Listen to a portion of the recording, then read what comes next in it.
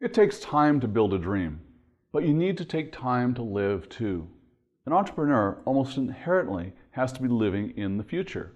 With your focus fixed on a vision of the future, you can fall into the risk of never really living in the present to enjoy the fruits of what it is that you're working toward.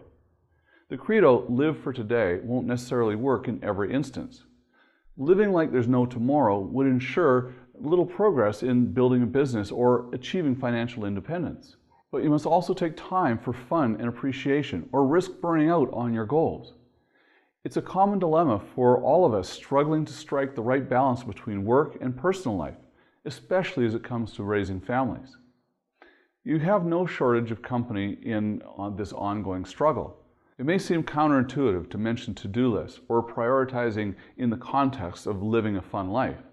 But learning to focus on a few key priorities in minimizing needless burdens of your time will help ensure that you have more time for building memories.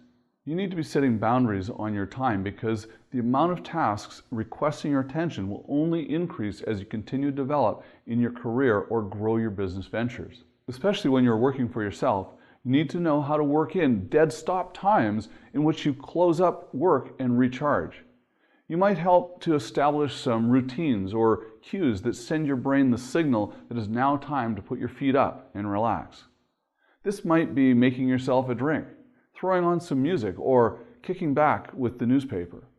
This cue should set off the switch in your brain that lets you know that it's now okay to take some time to recalibrate. It might be just hard to entirely disengage and remove your thoughts from work, but it is worth the effort. This is critical not just for maximizing your fun, but for getting the best work possible out of you as well.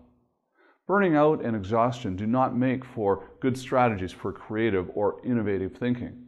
Artists often point to the ways in which they make new connections and insights that they apply to their work from their off time. For example, you might notice how you finally come up with the solution to that marketing challenge that has been bugging you when you leave the office.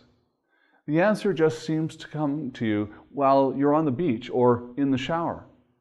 The distraction is that you're relaxed and your brain is more open to new ideas coming in than you might be receptive to during the rigidity of a normal work day. As you progress through life, you'll likely have no shortage of reminders that life is precious and finite. We all learn that tomorrow is guaranteed to nobody. This is part of what makes planning in life so difficult. It would be much easier just to plan the future if you know in advance how much time we have. As we're all working from an imperfect information about the future and what it has in store for us, it is especially critical to ensure that you are not just living to work, but building a life that brings you happiness as well.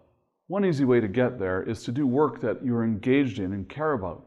There's no such thing as an absolutely optimal business or work environment, but it surely does not need to be a miserable experience in the way that many people seem to experience the world of work.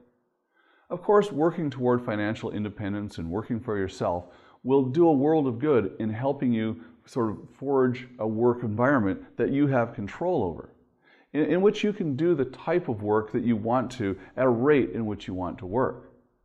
Some of the luckiest people in the world are those who enjoy their work so much that they see it as a calling, or one that they don't even necessarily need to escape from. Warren Buffett describes his routine as tap dancing to work, continuing to put in hours of studying investments long after he could be delegating more of his duties and sunning himself somewhere.